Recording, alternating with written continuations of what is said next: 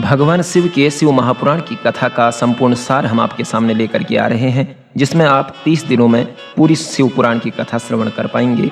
तो आइए शुरू करते हैं।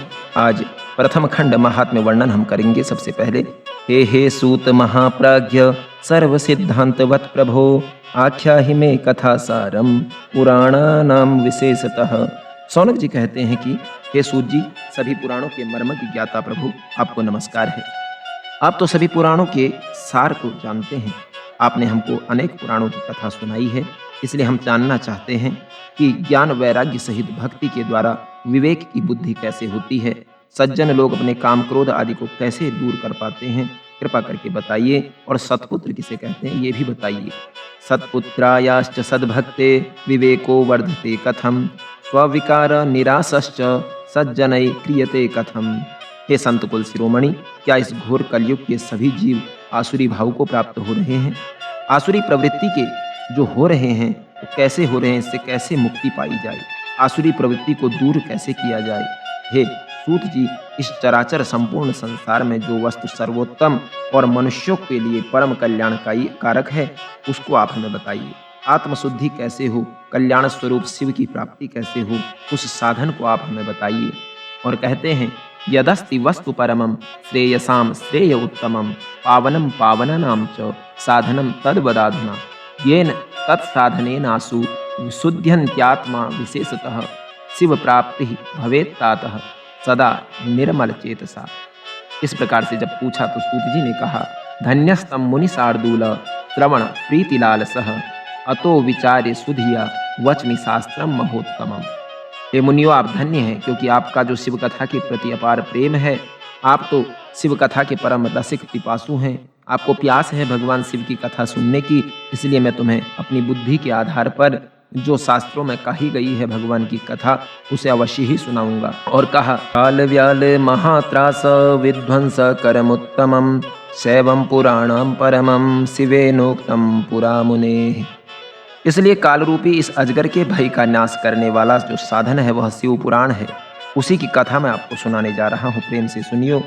सौनक जी बोले कि महाराज, इस शिव पुराण की कथा का प्राकट्य कैसे हुआ, सर्वप्रथम किसने यह कथा कही, यह भी बताइए प्रभु, हम जानना चाहते हैं। तब सूत जी कहते, प्यारे ऋषियों, सर्वप्रथम भगवान भोलेनाथ ने अपने श्रीमुख से सनत कुमारों को यह शिव पुराण की कथा सुनाई। उसके बाद सनत कुमारों ने व्यास जी को इसका उपदेश दिया और उसके बाद में कलयुगी जीवों के कल्याण के लिए श्री व्यास जी ने 24,000 श्लोकों में इस पावन शिव पुराण की रचना की। इसलिए हे ऋषियों, इस कलयुगी जीवों के चित्त की शुद्धि करने में सामर्थ्य यदि कोई है तो वह समर्थ केवल शिव पुराण है। जन्मांतरे भवेत पुण्यम महत्तस्य सुधीमतः तस्य प्रीति भवेत तत्र महाभाग्यवतो मुने। श्री सूत जी कहते हैं कि शिव पुराण की कथा जो है वो अमृतमयी कथा है। उसे सुनने का सौभाग्य तो उन्हीं मनुष्यों को मिल पाता है जिन्होंने जन्मांतरों में बड़े भारी पुण्य किए हों। उस भाग्यवान जीव की ही शिव में अनन्य प्रीति हो पाती है। शिव पुराण की महिमा का कोई अंत नहीं, यह तो अनंत है। सौनकादिक ऋषि बोले, महाराज, जब यह कथा इतनी दिव्य इतनी पवित्र है तो फिर महाराज इससे सुनने या पढ़ने से क्या फायदा होता है? तब श्री सूत जी कहते हैं, पठनात् श्रवणादस्य भक्तिमान नरसत्तमः सद्यः शिव पद प्राप्तिम लभते सर्व साधनात्। हे ऋषियों, शिव पुराण की महिमा का मैं क्या वर्णन करूं? यह तो इतनी दिव्य है कि यह जो शिव पुराण की कथा है, श्रद्धा पूर्वक जो जीव इसे सुनता है या पढ़ता है, उसकी शिव में अनन्य प्रीति हो जाती है। शिव की भक्ति से युक्त होकर अंत में शिव के सानिध्य को वह जीव प्राप्त कर लेता है। अरे ऋषियों, हजारों राजसूय यज्ञ करने का जो फल होता है वह फल शिव पुराण की पावन कथा को सुनने मात्र से मिल जाता है। राजसूयेन यत् पुण्यम अग्निष्टोम सतेन च तत्पुण्यम लभते शंभो कथा श्रवण मात्रतः। इसलिए हे ऋषियों, शिव कथा परम मोक्षदायी है। इस प्रकार नाना प्रकार के फलों का वर्णन किया।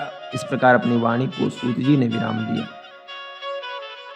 एतद् शिव पुराणस्य कथा श्रवण मात्रतः किं ब्रवीमि फलं तस्य शिवश्चित्तं समाश्रयेत्।